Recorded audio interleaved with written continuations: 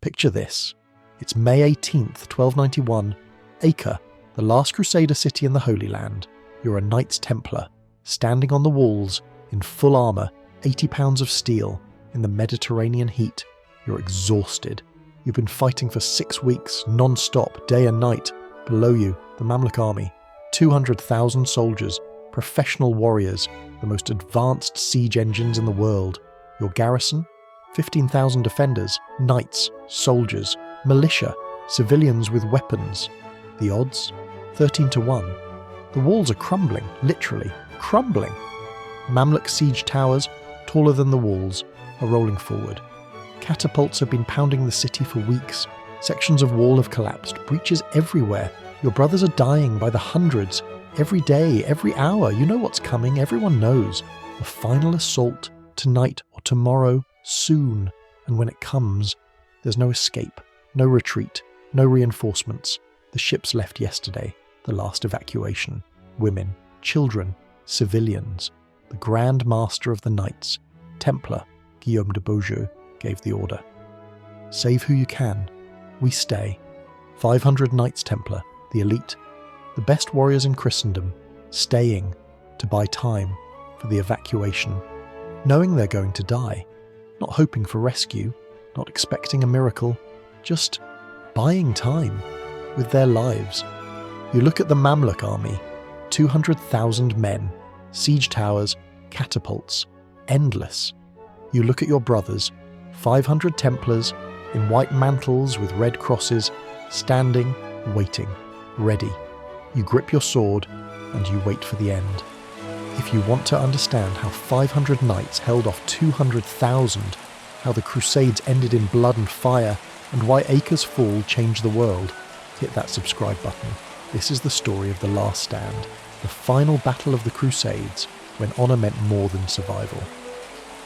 Let's start with what Acre was, and why losing it meant losing everything. Acre, modern-day Israel, a coastal city, Mediterranean Sea. In 1291, it's the capital of what's left of the Crusader states. The Kingdom of Jerusalem, gone, fell in 1187.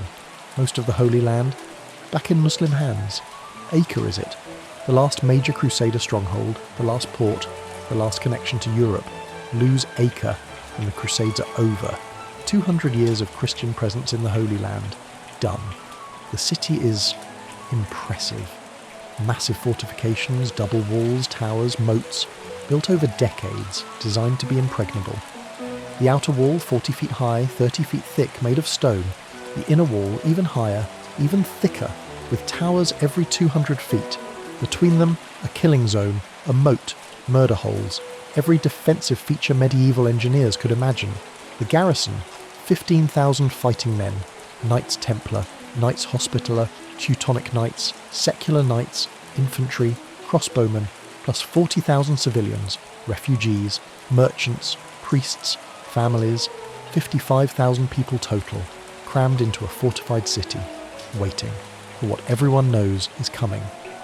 The Mamluks, ruling Egypt and Syria, professional slave soldiers, taken as boys, trained from childhood, elite warriors.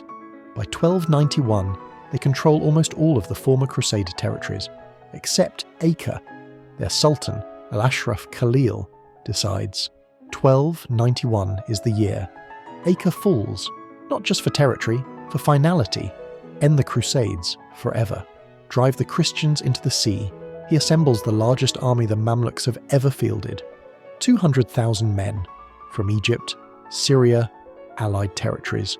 Not just soldiers, engineers, sappers, siege specialists, and siege engines, massive catapults, trebuchets, the biggest ever built.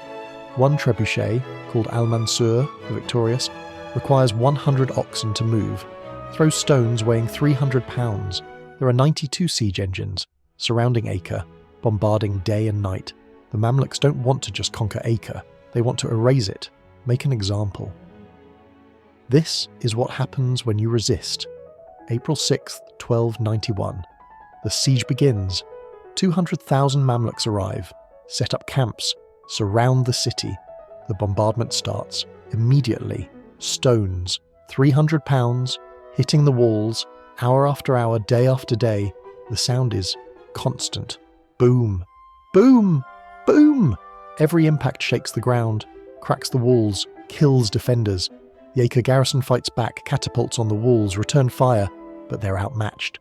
92 mamluk engines versus maybe 20 Crusader engines. The math doesn't work. The outer wall starts crumbling. Sections collapse, breaches appear, the defenders rebuild. At night, frantically, using rubble, wood, anything. The Mamluks bombard the repairs, destroy them, again and again. It's a war of attrition, and the Crusaders are losing. After 2 weeks, the outer wall is gone, mostly reduced to rubble. The Mamluks move forward to the moat, start filling it with dirt, rocks, bodies, creating causeways. To reach the inner wall, the defenders try to stop them. Sorties, nighttime raids, desperate attacks. Knights Templar and Hospitallers, in full armour, charging out of gates into the Mamluk lines. Suicide missions. Most don't come back. But they slow the Mamluks, kill engineers, destroy siege equipment, buying time. Always buying time. May 4th, 1 month into the siege. The Mamluk Sultan sends an offer. Surrender terms. Open the gates, we'll let civilians leave. Unharmed, the garrison can march out, with honour. The defenders debate, in the citadel. Knights, nobles, the Patriarch of Jerusalem, some want to accept. We can't win. Save who we can. Others refuse. If we surrender, the city is lost. The Holy Land is lost. The Grand Master of the Knights Templar, Guillaume de Beaujeu, speaks. We don't surrender. We hold until everyone who can leave, leaves. He's not being noble. He's being practical.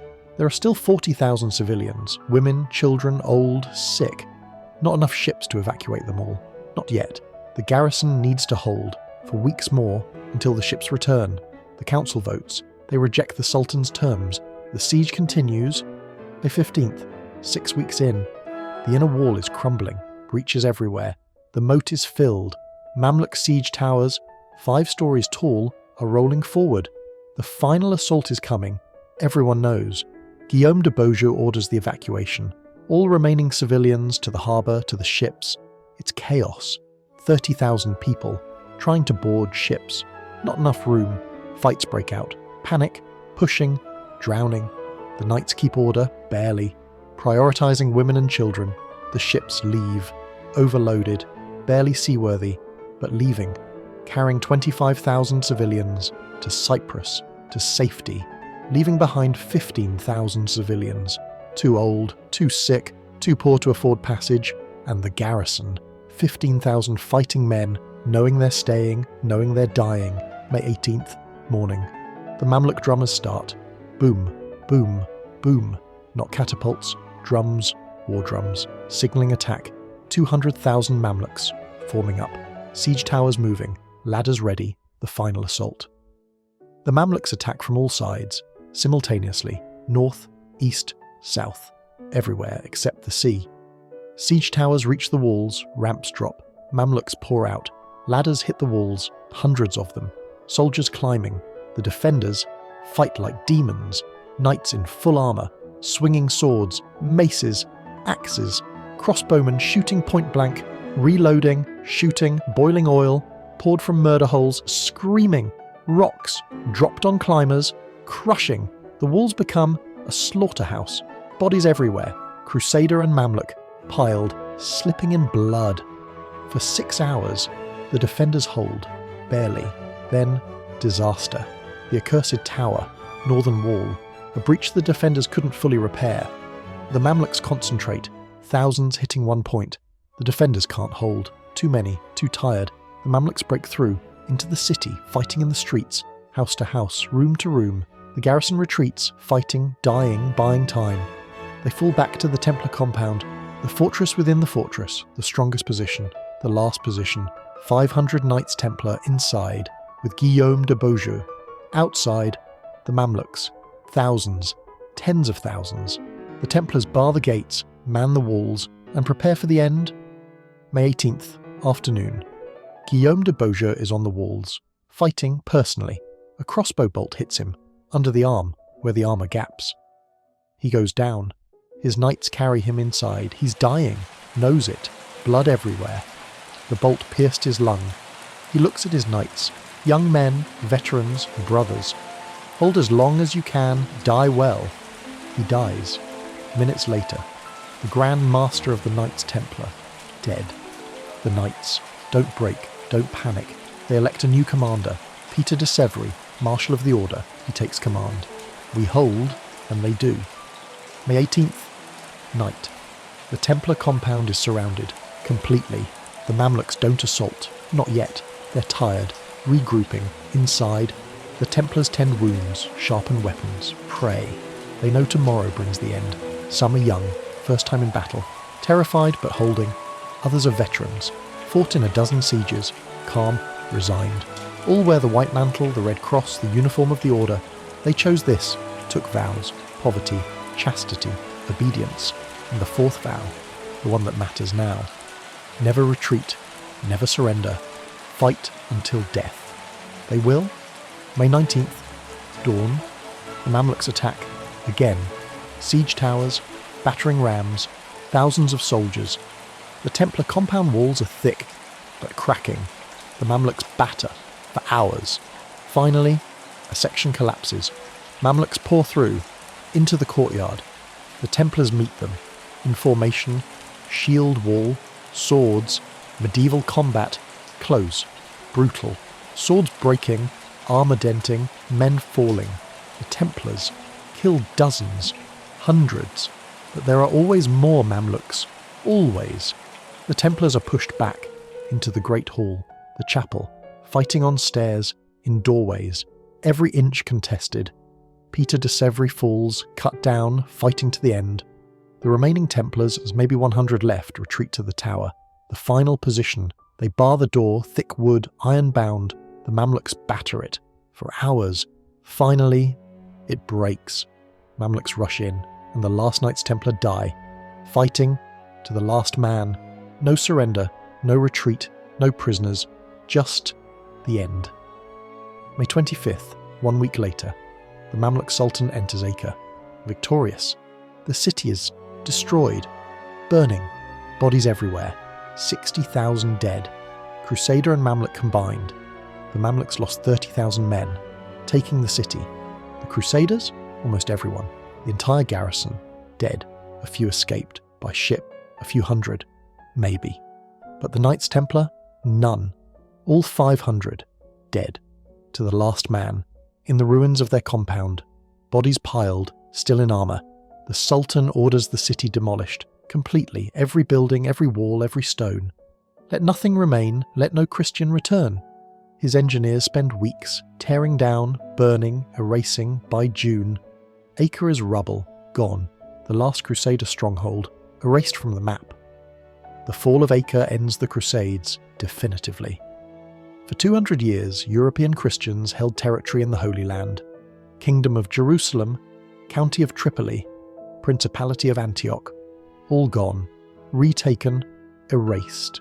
The military orders, Templars, Hospitallers, Teutonic Knights, relocate to Cyprus, to Europe, without a purpose, without a war to fight. The Knights, Templar especially, are lost. Their entire reason for existing was defending the Holy Land. No Holy Land, no purpose. Within 20 years, the Templars are dissolved, destroyed, accused of heresy, arrested, executed. The Hospitallers survive, become the Knights of Malta, still exist today. The Teutonic Knights move to Eastern Europe, become a state, eventually dissolve. But the Crusades, over. Acre was the end. What made the Templars fight to the death? Why not retreat? Evacuate with the civilians? 3 reasons. VOWS. They took an oath. Never retreat. Never surrender. Breaking that oath? Unthinkable. Worse than death. Duty. They were protecting the evacuation. The civilians. Every hour they held, more ships escaped. More lives saved. Their deaths bought time. For others, identity. They were Knights Templar. Elite. The best. Surrendering. That's not what Templars do. They die, fighting, to the last. That's the brand, the reputation, the legend, and they lived up to it. Modern historians debate whether it was worth it. 500 knights, dead. To buy a few days, a few thousand evacuees. Wouldn't they be more useful alive? Fighting later? Maybe. But that's not how they thought. To them, the vow mattered. The duty mattered. The honour mattered. More than survival, more than practicality. They were the last line, the wall, the shield, and walls don't retreat, even when they're crumbling. The Siege of Acre is studied, even today. Military academies, medieval warfare courses. What went wrong for the Crusaders? Everything. Tactically. They were outnumbered 13-1, undersupplied, no reinforcements. They should have negotiated, evacuated, surrendered. Any rational strategy says don't fight. They fought anyway, and died. Militarily stupid, humanly understandable, because sometimes you fight not to win, but because fighting is who you are. The Templars were warriors, monks, defenders. Acre was indefensible. Everyone knew. They defended it anyway, because that's what they do, and they died doing it. The legacy is complicated. The Crusades were brutal, religiously motivated wars. Thousands died. For territory, for faith. Modern perspective, mostly unjustified. Colonialism, imperialism. But individuals within those wars, complex. The Knights Templar at Acre weren't conquerors. They were defenders, protecting civilians, buying time for evacuation, sacrificing themselves. That's not imperialism. That's heroism. Even if the cause was flawed, you can condemn the Crusades and still respect the Templars who died at Acre. Context matters. Nuance matters. Acre today? Rebuilt? A city in Israel? But nothing remains of the 1291 city. The Mamluks destroyed it completely. Archaeological digs find remnants, walls, foundations, artifacts. The Templar compound? Gone. Buried. Maybe underwater. The coastline shifted, but the story survives. In chronicles, in histories. The last stand of the Knights Templar. 500 against 200,000. They died to the last man. It's remembered, taught, studied, because it matters. Not militarily, morally. It shows what humans can do. When duty calls, when honour demands, they can stand and fight and die. Not for victory, for principle. If this story of the last stand moved you, hit that like button and subscribe. Let me know in the comments. Would you have stayed? May 1291, Acre. The walls are crumbling. The enemy is endless. Ships are leaving. You can escape, or you can stay and fight and die. For time, for others, for duty. 500 knights. Templar chose to stay. They bought 6 weeks, saved 25,000 lives, and died, everyone, in white mantles, with red crosses, fighting to the last. The Crusades ended in fire and blood at Acre, with 500 knights standing on broken walls, refusing to run. Sometimes heroism isn't about winning, it's about standing, when everything says run. The Knights Templar stood, and 700 years later, we still remember why.